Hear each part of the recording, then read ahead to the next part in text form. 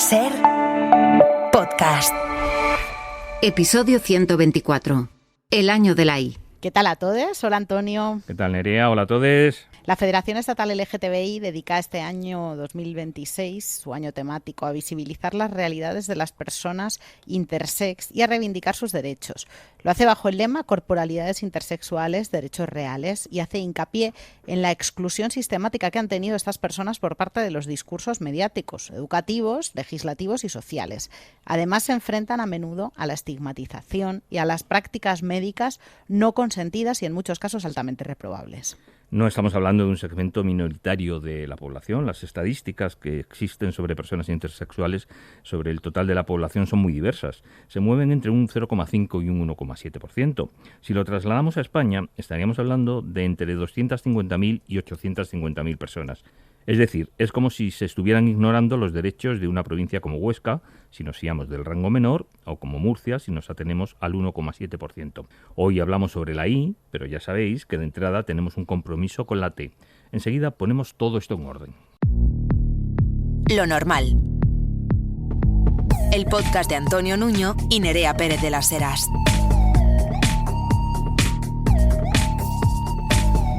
Un podcast normal.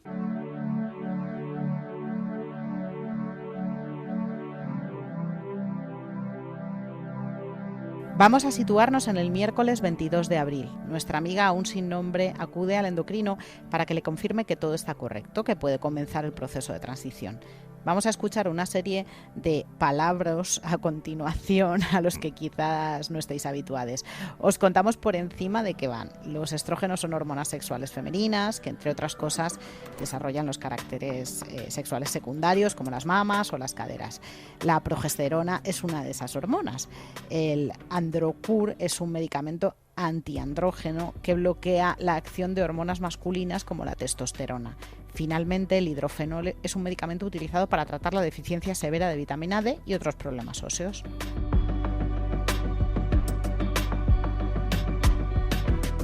Pues ya me han terminado de hacer la última prueba. Ya era una tontería, me han cogido una vía, me han sacado sangre para comprobar los niveles de progesterona y luego me han inyectado como un estimulante de las glándulas suprarrenales para comprobar que efectivamente funcionaba.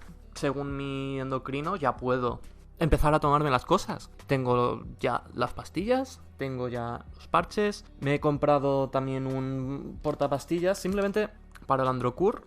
Me han recetado también calcio porque tengo los huesos bastante poco densos y me tengo que tomar también una pastilla de hidroferol. Mis dosis ahora mismo son una pastilla de hidroferol al mes, un cuarto de pastilla de Androcur al día y al final he escogido parches. Tenía como 3 opciones: parches, spray y pastillas. Y de spray hay desabastecimiento.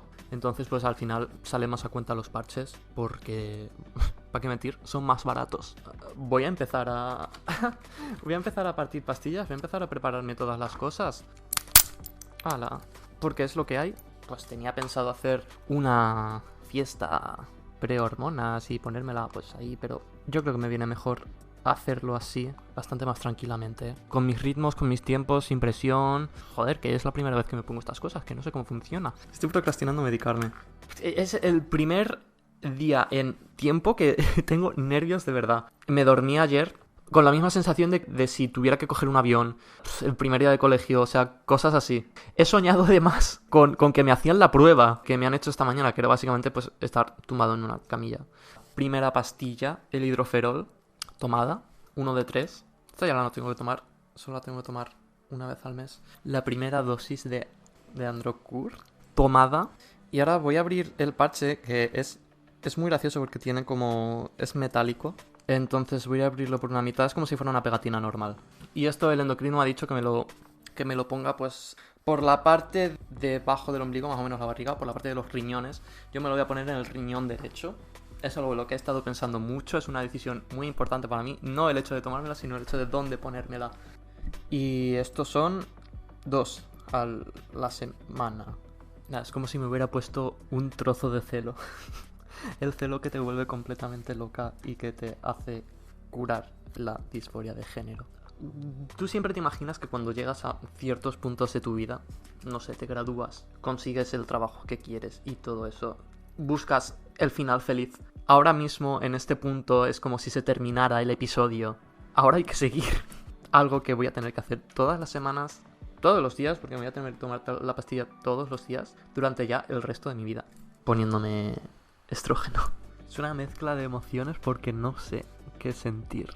Sé que esto es lo que quiero, pero es una situación tan de incertidumbre, tan de no sé.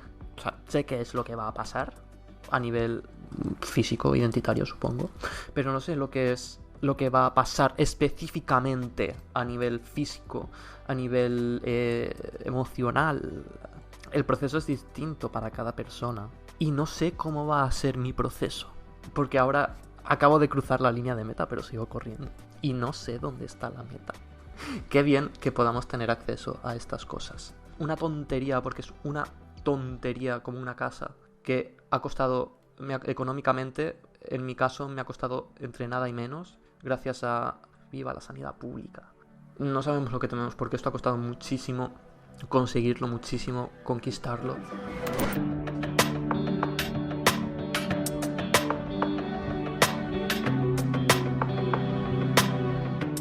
La intersexualidad es una condición humana por la cual una persona no se identifica con las normas binarias médicas y sociales de los cuerpos asignadas a individuos masculinos o femeninos.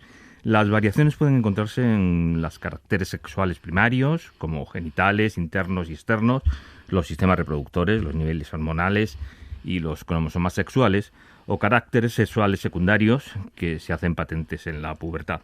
Hay muchas variaciones, muchas variedades de intersexualidad y muchos tipos de cuerpos intersexuales. Esta es la teoría y alguna vez ya la hemos expuesto aquí, pero vamos a hablar con alguien que nos puede explicar desde dentro qué es esa I que se hace casi invisible cuando hacemos el repaso por las letras de nuestro colectivo. Ariana Celorio es miembro de la Comisión del Año Temático de la Federación Estatal LGTBI+. Ari, ¿qué tal? Hola, buenos días. Muy bien, aquí andamos. Hemos hablado de la teoría y aludíamos a que la intersexualidad es muy variable. ¿Qué es lo que podemos considerar común a todas esas personas? ¿Qué es lo que compartís? Compartimos que rompemos con esa dicotomía de lo que es el sexo y de la idea biologicista de lo que es un macho o una hembra, que siempre como que se encierran cajitas que no pueden variar, y la realidad es que todas las personas variamos, pero las personas intersexuales directamente rompemos con esa idea binaria porque, como bien has dicho al principio, o tenemos características sexuales secundarias o primarias que rompen con esa idea. Eso es lo único común, porque luego hay un abanico inmenso. Algo que también habéis compartido a lo largo de la historia es que se os ha considerado bichos raros y se ha intentado que esa dualidad que presentáis desapareciera, haciendo que os presentarais bien como hombres, bien como mujeres. ¿Eso sigue ocurriendo? Lamentablemente sí, y de hecho es una violencia no solo médica, aunque siempre nos centramos en ese ámbito porque es como donde más se ve, pero también pasa en la sociedad común. Es decir, las violencias que sufrimos en nuestro día a día muchas veces nos llevan a querer encajar en una de esas cajitas que decíamos, simplemente por evitarnos violencia que no debería de existir. Lo peor de todo es que quienes han apoyado y abusado de esos intentos en muchas ocasiones, porque tuvierais un sexo definido, han sido los médicos que os han tratado. ¿Siguen apostando por la cirugía los expertos cuando se encuentran con casos de intersexualidad? Lamentablemente sí, a pesar de que ya se ha prohibido, en la ley trans hay un apartado en el cual se prohíbe específicamente las cirugías a menores de 12 años intersexuales, pero justo después de la prohibición pone salvo que el médico lo requiera, y eso lo que está haciendo es que muchos médicos lo requieren. Entonces no ha sido una solución tan buena como pensábamos que iba a ser, y lamentablemente aún se sigue manipulando a las familias para que operen a sus peques sin ninguna necesidad, sin que esa intersexualidad les dañe la salud, que es lo más importante, porque esas cirugías no sirven para cuidar nuestra salud y en muchos casos son perjudiciales para ello. Hablamos de insensibilidad genital, de infecciones crónicas, de dolor crónico, de muchas cuestiones que dificultan nuestro día a día. Estás hablando precisamente de esas cuestiones que condicionan vuestro físico, pero entiendo que también son muchas cuestiones las que condicionan la parte psicológica. ¿Cómo condiciona esto en la vida de estas personas, sobre todo cuando se hace a unas edades tan tempranas, como puede ser un crío de pocos años, incluso de pocos meses? El problema reside en que muchas veces ni siquiera se nos dice. Ocurre en muchas ocasiones que esas mutilaciones genitales se ocultan durante toda la vida de esas personas intersexuales y se enteran por algún tipo de cirugía o de procedimiento médico en el que miran su historial o sus genitales y se dan cuenta de que han sido intervenidos. Pero hasta ese momento es muy habitual que a las familias se le dijera que no nos lo contaran. Entonces las familias, por miedo muchas veces, sin ningún tipo de maldad en la mayoría de casos, no se lo cuenta a esa infancia y acabamos pues no entendiendo qué está ocurriendo con nuestras corporalidades, porque aunque no nos lo digan, siempre nos damos cuenta de que no somos iguales a lo que nos están enseñando en la escuela. Entonces muchas veces eso acarrea problemas con nuestra corporalidad, dismorfia, disforia, incluso en algunos casos, y mucha inseguridad e incluso situaciones de bullying derivado porque nuestra apariencia es diferente a lo que se supone que debe ser. Dicen que lo que no tiene nombre, de lo que no tiene nombre no se habla. Vamos a ponerle nombre a esto. Realmente estamos hablando de una castración, ¿verdad? No exactamente una castración, porque no necesariamente se quitan las gónadas. Hay en algunas operaciones que sí, pero no en todas. Por ejemplo, hay situaciones en lo que se interviene es un clítoris que suponen más grande de lo que debería, y ya digo que esta es la suposición del médico, no la mía. Entonces eso podría mantener la fertilidad de esa persona, pero en otros casos sí se extirpan las gónadas internas y eso es una castración también. Pero lo más importante es que hablamos de mutilaciones genitales, es decir, no solamente hay un daño a la hora de nuestra fertilidad o de nuestra posibilidad de ser madres, padres o adres, sino también en nuestra salud sexual en torno, pues por ejemplo, al ciclo hormonal, a todas las funciones que realizan las hormonas sexuales, que no solamente son para cosas sexuales, y también pues lo que os comentaba antes, dolores, infecciones crónicas o incluso perder la capacidad de sentir placer. Oye, ¿cuál es tu caso concretamente, Ari? ¿Cuándo te enteras de que eres una persona intersexual? Bueno, es que mi caso es un show absoluto.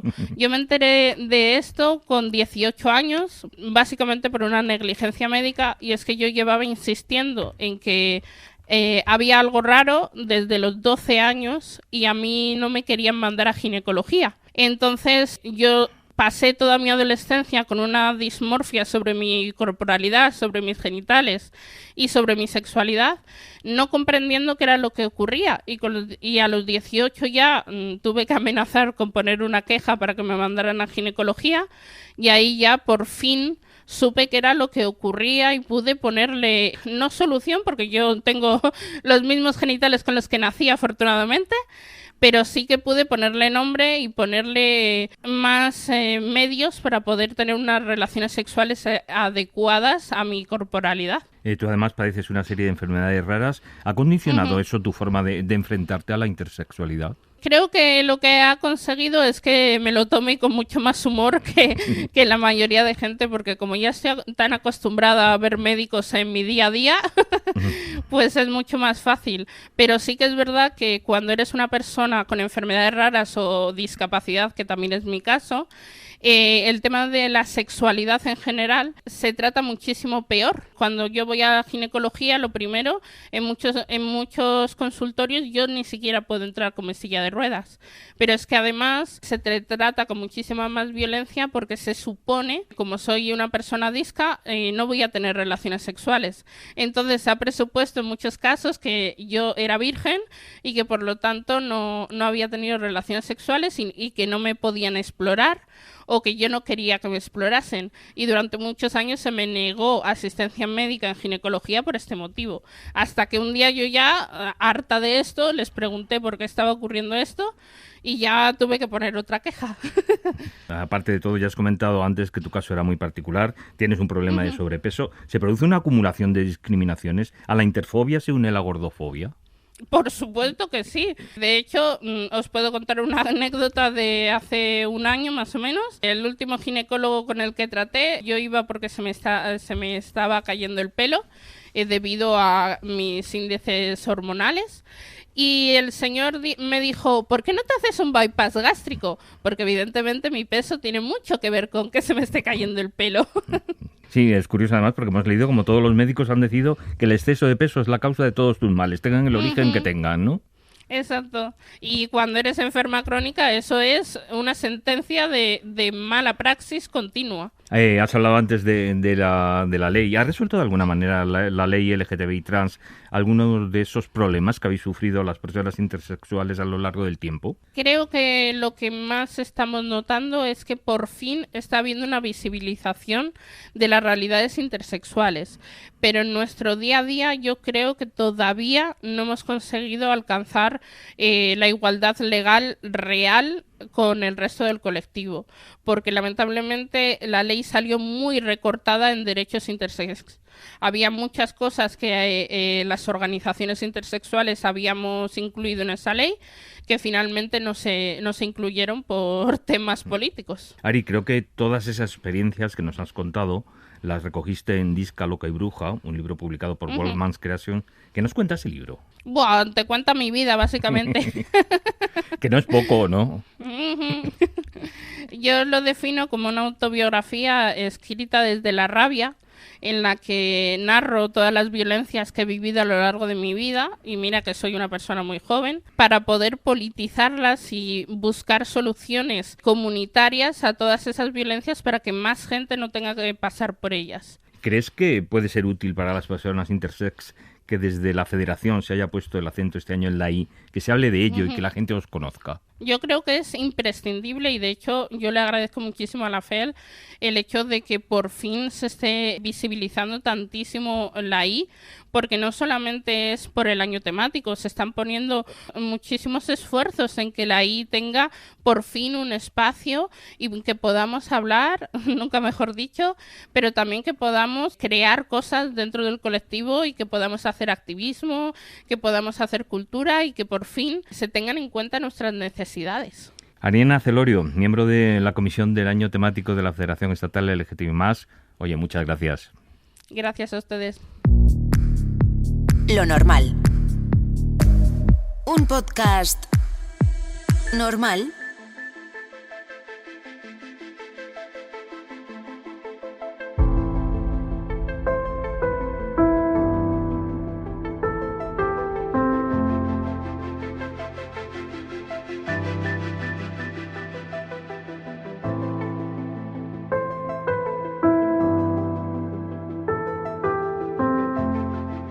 ¿Qué vamos a hacer? Vamos a hacer lo que nos han dicho los médicos. Cuanto antes. Ella no lo va a saber nunca. Nadie lo va a saber nunca. Y va a tener una vida normal. Perfectamente normal. Y tú te vas a dejar de melindres. Vas a querer a tu hija y vas a ser un padre como Dios manda. Eso lo vas a poder hacer. Yo ya la quiero. Lo que escuchábamos es parte de la primera escena de Mi querida señorita, la película de Fernando González Molina, que, basada en el clásico de Jaime de Armiñán de 1972, llega ahora a los cines y a Netflix. Vamos a hacer lo que nos han dicho los médicos. Ella no lo va a saber nunca. Esas dos frases van a ser las desencadenantes de toda la trama de la película. Efectivamente, los padres hacen lo que les han dicho los médicos, pero Adela, que es la niña en cuestión, sí va a saber qué es lo que han hecho esos médicos. No desvelamos nada que no se sepa si ponemos en duda que Adela fuera en realidad una niña, o solo una niña. Mi querida señorita, en esta versión de 2026, aborda frontalmente el tema de la intersexualidad, algo que la peli de Armiñán, rodada en los últimos años del franquismo, no tuvo la posibilidad de hacer. Fernando González Molina, muy buenas, ¿qué tal? Muy buenas. Tenemos que advertir de entrada que nadie quiera encontrar en la película que va a haber un remake del Mi querida señorita de 1972. Digamos que esta nueva peli respeta los cimientos de aquella, pero el resultado de la construcción es un edificio completamente nuevo. Vendría a ser algo así, ¿no? Sí, más o menos. Yo creo que son dos películas que dialogan dialogan entre sí. El otro día, hablando con Alana Portero, que es la guionista de la película, decíamos que nos hacía un poco de gracia pensar en que nuestra Adela y la Adela de la película original de alguna manera forman parte del mismo árbol genealógico, de la misma familia, pero están como alejadas 50 o 60 años. Sí, son dos películas que dialogan, pero que creo que se parecen en la raspa, pero que en el resto viajan a sitios distintos y son las dos hijas de su tiempo, ¿no? La novedad fundamental, lo que aquí se hace es ponerle nombre a la intersexualidad y hablar de ella, porque aquello de lo que no se habla no existe, que sería lo que vendría a decir la madre de Adela en ese comienzo de la película, ¿no? Exacto. Bueno, yo creo que es el clásico levantar la alfombra y barrer para adentro, ¿no? Y que no se vea. Nosotros pensamos que los padres de la película, sobre todo el personaje de Nagore Aramburu, de la madre, quiere a su hija y la quiere mucho. Lo que no tenemos muy claro es que si la quiere bien, pero quizá tampoco le han enseñado a cómo tiene que quererla, cómo tiene que tratarla. Yo creo que hay mucho de todo lo que ha sucedido con la comunidad intersexual respecto a la comunidad médica, ¿no? Y cómo de alguna manera han sido patologizados y considerados anormales y que tenían algo que había que rectificar, ¿no? Y de alguna manera, pues eso, la madre hace lo que le han dicho lo que tiene que hacer, ¿no? Y no digamos nada si nos metemos con el personaje del padre, porque a pesar de que diga yo la quiero ya, no tenemos muy claro a lo largo de la peli que ese amor sea verdadero, ¿no?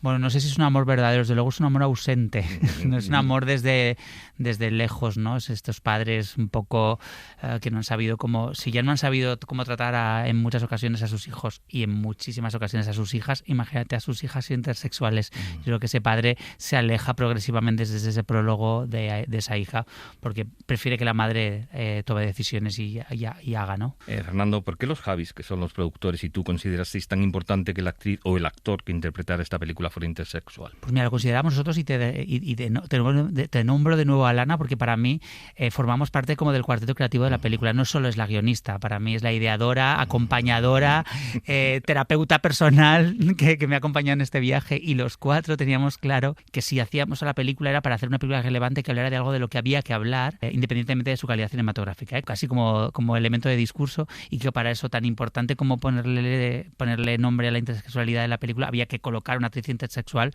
precisamente por eso, porque teníamos como que poner luz sobre eso y que la comunidad de alguna manera se viera representada en la película. ¿Y cómo encontrasteis a Elizabeth Martínez? Pues pico y pala.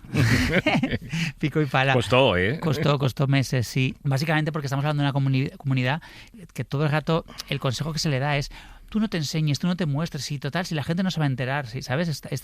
Eso ha hecho que sea una comunidad muy visibilizada, a la que es difícil acceder también. Entonces, bueno, pues hablando con gente de asociaciones que sí que se visibilizan y que son activistas, que nos llevaron a gente, que nos llevó a otra gente, fuimos como ampliando nuestro círculo, y básicamente al principio Eva y Yolanda, las directoras de casting, escuchando historias, no haciendo pruebas de casting, no hablando para nada de interpretación, ni siquiera de la película, sino escuchando sus historias. Y a través de eso llegamos a una chica que nos habló de Elizabeth y que le parecía, por lo que le contaban Eva y Yolanda, que tenía mucho que ver o que podía tener algo que ver con lo que nuestro personaje requería, ¿no? Que hay escenas que son verdaderamente intensas, ¿eh? Sí, o sea, tú ten en cuenta que estamos hablando de alguien que tenía contado por ella, por eso yo me atrevo a contarlo también, una relación muy complicada con su cuerpo, que no se miraba en los espejos. Pues eso, una persona así tiene que abordar un viaje en el que cómo se relaciona el personaje con su cuerpo es clave en la película, tú que la has visto, y cómo eso se encuentra en la pantalla, ¿no? Y al final yo me recuerdo mucho una reunión que tuvimos en Barcelona, ella vivía allí, ella no había leído el guión todavía. Entonces yo le mandamos un coach para que le ayudara a leer el guión, para que entendiera cómo se lee un guión, porque no había leído nunca ninguno. Y yo fui a verla a Barcelona y estaba muy asustada. O sea, yo me acuerdo que tuvimos la reunión con ella, con su terapeuta, y se puso a llorar y me dijo: es que yo no voy a poder hacer esta película porque es que la voy a estropear la peli, yo no voy a saber hacerlo porque no voy a ser capaz. Porque es que, Fer, lo que se me pide, o sea, dice, me señalaba como la yema del dedo, me dice: es que yo estoy aquí, en la yema del dedo, dice, y la película me pide el hombro. Claro, es imposible, no podré enseñar tanto de mí a todos los niveles, corporal y metafísico, no sé cómo decirte, y personal, ¿no? Y yo me acuerdo que hablamos y yo le dije: vamos a ir paso a paso a ver hasta dónde llegas, porque hasta donde no llegues no pasa nada. La película se actualizará y retratará eso también, ¿no? Hasta donde no somos capaces de llegar a través de la relación con nuestro cuerpo. Claro, porque son dos historias paralelas, además muy semejantes, sí. La de Adela por un lado y la de Elizabeth por otro, ¿no? Son dos historias que digamos que en el desarrollo no tienen nada que ver. De hecho, hay una parte de la historia de Adela que Elizabeth no comparte y no entiende bien, que es todo este viaje un poco al trans masculino, ¿no?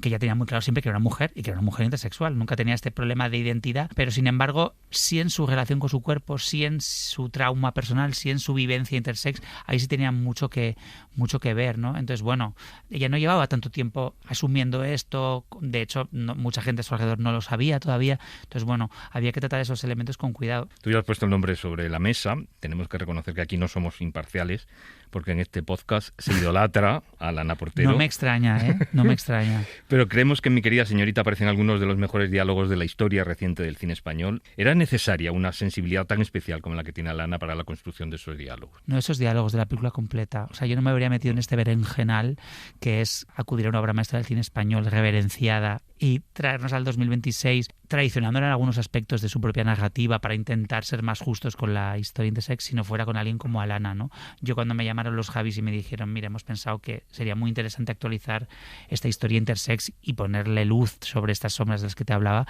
ya me dijeron, mira, hemos pensado en Alana, ¿qué te parece? Si tú no lo ves, le dije, pues no lo veo. O sea, yo venía de llorar a mares en un tren leyendo La mala costumbre, la leí 2 veces seguida, me provocó mira, me pones pelos de punta, me provocó una sensación al leerlo que no recordaba desde hace muchos años viendo películas, ¿no? ¿Era necesario el humor para contrarrestar la intensidad que tienen algunas escenas de la peli? Total, yo creo que sí. Yo creo que el humor, o sea, en realidad en la vida real, ya lo sabes, nos pasan cosas siempre que tienen, en el que el humor y lo trágico se entrelazan de manera muy, muy, muy bestia, ¿no? Yo me acuerdo que yo llegué a Madrid en el año 97, yo tenía mi amigo Rocker, que es un hombre trans, me acuerdo que nos pegaron unas cuantas hostias en la plaza de Chueca y entonces lo llevamos al hospital. Entonces estábamos en el hospital y estábamos medio ciegos porque claro, estábamos de borrachera por Chueca y de repente, pues eso, unos tíos empezaron a meterse con él, era un bravucón, Rocker, y le calentaron, me metí yo, me calentaron a mí, acabamos ahí. Y entonces estábamos en el hospital, se lo llevaron y empezaron a llamar familiares con su nombre de chica, ¿sabes? De su DNI, familiares de no sé qué, no sé cuántos, tal. Y de repente dije, coño, qué Rocker, ¿sabes? Y me acuerdo que eso se lo contaba a Lana, digo, pues esto es nuestra vida es nos dan una paliza y luego tenemos un ataque de risa porque no nos acordamos de que nuestro amigo Rocker, pues en el DNI pone Pepita o Juanita, ¿sabes? En la película ponen entredicho el binarismo. Hay una frase de Elizabeth Martínez que puede definir muy bien esto. Uno debe tener derecho a no saber quién es. Yo creo que uno tiene que tener derecho a meterse unas hostias y vivir unas equivocaciones y transitar, experimentar para un lado y luego transitar para el otro y luego destransitar si le da la gana y tienes el legítimo derecho como de equivocarte y en la experimentación esa es donde aprendes, ¿no? Por eso nuestra película se distancia tanto de la película original, porque la película original es como la solución a todo lo que le pasa a esta mujer intersexual, es como transicionar a ser un hombre. Es más complejo que todo eso. Lo masculino como solución teníamos clarísimo que no era el camino, y menos para una mujer intersex, y que el camino para una mujer intersex probablemente no lo resuelva en el relato de una película, sino que Alana siempre dice que le gustaba que nuestra película tuviera un inicio, un viaje y volviera a iniciarse en el inicio, que hubiera un inicio en el final de la película, ¿no? Como que en realidad estás viendo la luz, empezando a ver la luz sobre lo que te pasa al final de la película, pero que hay mucho trayecto que hacer, ¿no? Y que ese trayecto te va a llevar por sitios en los que probablemente vuelvas hacia atrás. ¿Querías que la película fuese en cierto modo un manual para aprender a quererse uno mismo? Total, sí. Las personas que hemos tenido viajes de orientación, identidad, traumáticos, distintos cada uno, pero sabemos lo que cuesta aprender a abrazar lo que eres, a quererte, a abrazar tu pluma, a abrazar tu identidad, a abrazar tu físico, pero siento que cada vez más no solo un gay, una persona transexual, una persona intersexual hace ese viaje. Yo creo que casi cualquier persona tiene una relación complicada con el espejo, con su realidad, con el contraste entre lo que soñaba y lo que es, y que abrazar un poco, quererte como eres, más allá de respetarte, ¿no? Quererte como eres es una declaración de intenciones importante. Yo ahí a Lana lo empujaba todo el tiempo, yo la secundaba, vamos, como fan que soy. Hay algo que creo que es también fundamental en la narrativa de esta película, que es contar esta historia, el rechazo que le produce a Adela y a Ade el contacto físico con otras personas, ¿no? Sí, que esto nace un poco de la película original, pero se cogió mucho peso al conocer a Elizabeth, ¿no? Y cómo se relacionaba corporalmente ella con los demás. Esto me dio muchas pistas de cómo funcionaba, ¿no? De su relación con el espejo. De hecho, hay veces que me decía Elizabeth, en esta secuencia del espejo, en realidad estamos ficcionando, Fer, porque yo en mi casa nunca me he visto mirándome en un espejo. Entonces yo creo que es fundamental contar esto, la relación con tu cuerpo compleja, que hace que la relación de los demás con tu cuerpo se convierta en algo muy complicado, ¿sabes? Muy complicado, que de ahí también nos alejábamos de la película original. Yo veía la película original y decía, enseguida en el final parece como que ya funciona como el sexo con Julieta Serrano fenomenal, y es como es bastante más complicado que eso el viaje, y queríamos que estuviera en la película y que de alguna manera fuera como la raspa en su relación con el personaje de Ana Castillo, ¿no? Algo tan simple como apartar la tira de un sujetador, exacto, lo que llega a suponer, ¿no? Sí, o sea, la relación con un fisioterapeuta, que eso fue también, nos pareció que era un bonito hallazgo del nuevo guión, ¿no? Que era que Ana Castillo fuera una fisioterapeuta que tiene que tratarla de algún modo para sanarla metafóricamente también. Ya sabes que los discursos ahora son siempre dobles, hay como al menos 2 lecturas, y que en ese proceso de sanación, claro, tuviera que tocarte, pero tú no te sintieras capaz de ello, ¿no? Al menos en el inicio de la película. Se puede destacar la labor de las protagonistas, Elizabeth Martínez y Ana Castillo, pero creo que en esta película hay que fijarse mucho en el trabajo de las y los secundarias. Nagore Aramburu, María Galeana, Paco León, Delfina Bianco, Eneco Sagardoy, Lola González, y déjanos que destaquemos a Manu Ríos. Los espectadores se van a encontrar a un Manu Ríos impresionante, fuera de la que hasta ahora había sido su zona de confort, ¿verdad? Yo pienso que sí. O sea, a mí el otro día en una cosa de prensa de un periodista me dijo, vi la peli y de repente veo en los créditos al final Manu Ríos y digo, ¡coño, es Manu Ríos! O sea, dije, qué guay, ¿no? La capacidad de transformación para que alguien no te reconozca. Sí, yo creo que se ha tirado a la piscina, la verdad, ha sido muy generoso con la peli, porque es un personaje secundario importante en la película, pero pequeño en tamaño respecto a la protagonista, pero se ha abandonado a construir a un personaje que para Lana y para mí era fundamental, porque era el eco de mucha gente que nos ha ayudado mucho en la vida a los dos. Gente que ya no está, gente que nos tiró de la mano, que nos dio la mano, en mi caso mi amigo Nacho Zin, que murió y que cuando llegué a Madrid me ayudó y me enseñó un poco a cómo transitar, a cómo vivir como un chico gay sin complejos. Pero había muchos personajes que hacían eco en Gato, y para nosotros era fundamental explicárselo y que entendiera cómo era este personaje para nosotros, que te arrulla y que te acompaña, ¿no? Entonces sí, se abandonaba a hacer un personaje libre, libertino, libertario, con pluma, divertidísimo. Y la verdad que estoy muy contento con su trabajo, la verdad. Qué bien, Lola, verdad, por cierto que le hemos cambiado el apellido, Lola Rodríguez, ¿no? Sí, Lola González. Lola Rodríguez, ni me he fijado antes, perdóname. Sí, nada. Lola Rodríguez. También haciendo un personaje muy bello, ¿no? Que también me parecía como una cuestión como de justicia poética, ¿no? Que está muy bien que le den personajes maravillosos de mujeres trans, pero a mí me apetecía mucho, porque yo la conozco mucho, es una tipa tremendamente maternal, te cuida siempre, darle una madre, ¿no? Una madre con su bebé. Qué bueno también ese momento escalera de Lola. Sí, es muy divertido pelear. No vamos a hacer más spoilers. No, pero bueno, hay mucha comedia, hay mucha luz en la peli. O sea, yo creo que hay, frente a la oscuridad de salida del personaje, donde se encuentra un poco preso de lo que le sucede, hay con mucho contraste de personajes con luz, y frente a su conflicto con su identidad o su vivencia intersex, muchos personajes del colectivo que no tienen para nada ningún conflicto con ser ni maricones, ni lesbianas, ni transexuales, sino que tienen conflictos con querer ser actores, llegar a fin de mes, y nos parecía que también eso equilibraba un poco el relato, ¿no? Vamos con uno de ellos, porque como decíamos, la mayoría de los personajes de la primera película se han conservado, completamente transformados, y nos encontramos con un cura que, en lugar de jugar al fútbol, como aquel, canta por Mónica Naranjo y se reconcilia consigo mismo contemplando la entrada de un local de ambiente gay. En grandísimo también el padre José María, ¿verdad? Paco León. Sí, muchísimo. También un personaje que es mentor y guía de Adela durante toda la película, y que era fundamental encontrar a alguien que de repente el público reconociera como confiable, para, a través de esta confiabilidad que te da Paco León, construir un discurso verdaderamente activo y guerrillero sobre lo que significa ser, ¿no? Entonces nos parece que era importante que fuera alguien así, y Paco hace una cosa también preciosa, la verdad. A mí sí que me parece un personaje a la Ana 100%, y de alguna manera es una reapropiación de lo religioso, que está muy bien, ¿no? O sea, pues eso, al final hacer un retrato un poquito fabulado, quizá un poquito idealista de lo que significa ser un sacerdote, pero que me parecía como una reivindicación de que las creencias religiosas no son patrimonio de nadie, y desde luego no son patrimonio de la derecha en ningún caso, ni de los heterosexuales, claro. No vamos a desvelar ninguno de ellos, pero estamos convencidos de que los espectadores van a disfrutar mucho, y con alguno de ellos va a llorar de algunos cameos. Sí, yo creo que sí. Hay muchos cameos en la peli, y hay momentos emocionantes. Oye, Adela vive los primeros años de su vida en Pamplona, y cuando decide encontrarse a sí misma, huye a Madrid. ¿Por qué elige Madrid como lugar seguro? Yo creo que porque lo hemos elegido tanta gente, la verdad. O sea, no sé ahora, pero yo al trasladar la película a finales de los años 90, Alana y yo nos conectábamos con el relato de nuestra propia vida. En su caso, como viajó al centro, aunque fuera de un barrio, ¿no? Como al centro de Madrid, como ese lugar, esa Chueca que era posibilista. En mi caso, como yo vine desde Pamplona en el año 98, buscando un poco estudiar cine, pero también buscando un poco intentar encontrar quién era, ¿no? Y sentir como que tenía un lugar en el que podía reinventarme y no tenía pasado y podía reinventar mi propia historia, ¿no? Entonces le ha pasado a tanta gente, a todo mi alrededor, a toda mi generación, a todos mis amigos, con lo cual me parecía como una reivindicación del Madrid que nos ha permitido ser a muchos, ¿no? Enseguida consideramos que no queríamos hacer el relato de una persona que está sola y que viaja sola, que transita sola, sino queríamos hacer un relato de familia elegida como lugar en el que nosotros nos reconocemos más, ¿no? Oye, ¿por qué decidís situar la acción en el final del siglo pasado?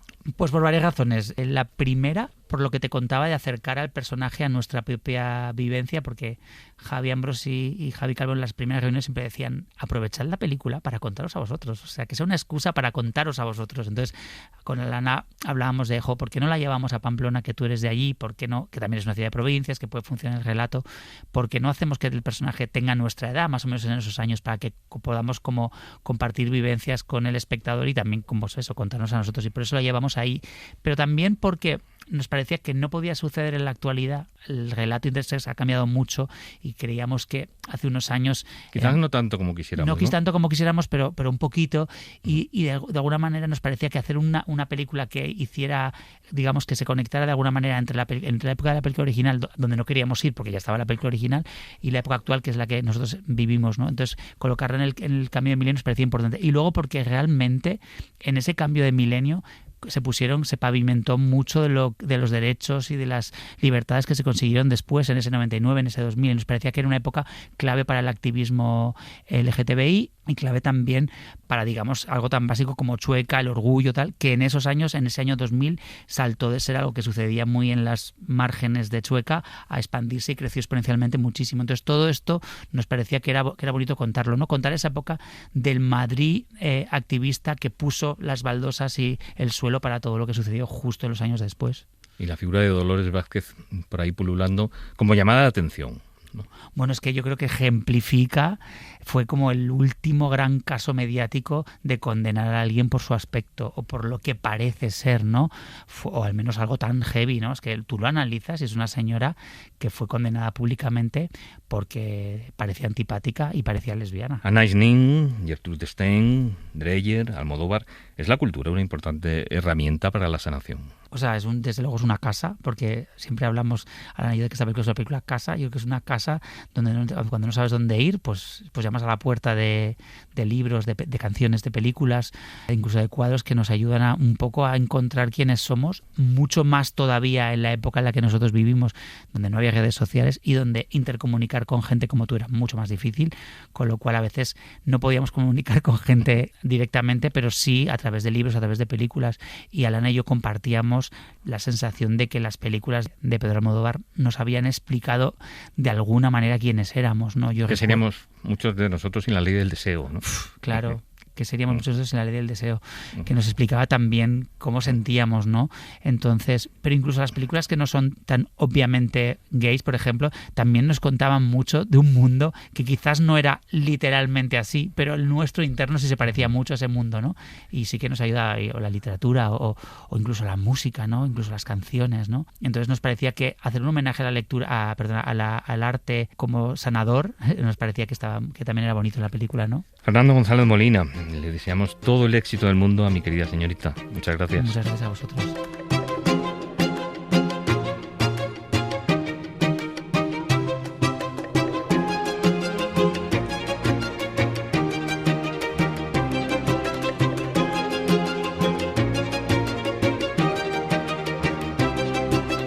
No nos hemos olvidado de que el 27 de abril es el Día de la Visibilidad Lésbica. Van a pasar muchas cosas en torno a esta celebración y en próximos episodios de Lo Normal os las vamos a contar todas. Ya sabéis de todas formas que para nosotros, para nosotras, para nosotres, los 365 días del año, 366 si es año bisiesto, deberían ser días de la visibilidad lésbica. Vaya que sí. Uno de los actos, Antonio, más importantes es el homenaje a Dolores Vázquez, acusada injustamente del asesinato de Rocío Bánikov, víctima no solo de uno de los mayores errores judiciales cometidos en este país, sino de una sociedad y unos medios de comunicación profundamente lesbófobos.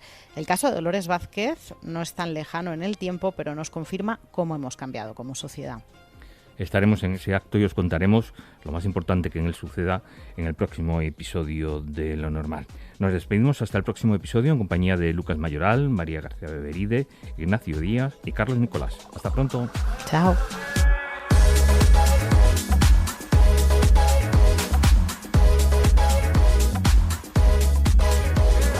Lo Normal es una producción de Ser Podcast.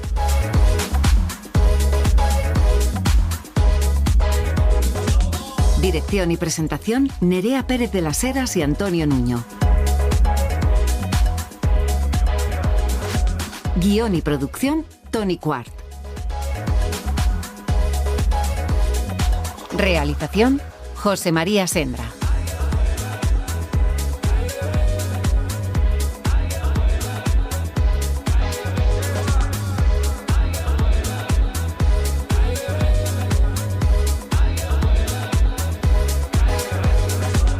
Para no perderte ningún episodio, síguenos y suscríbete en la aplicación y la web de la cadena SER y en todas las plataformas.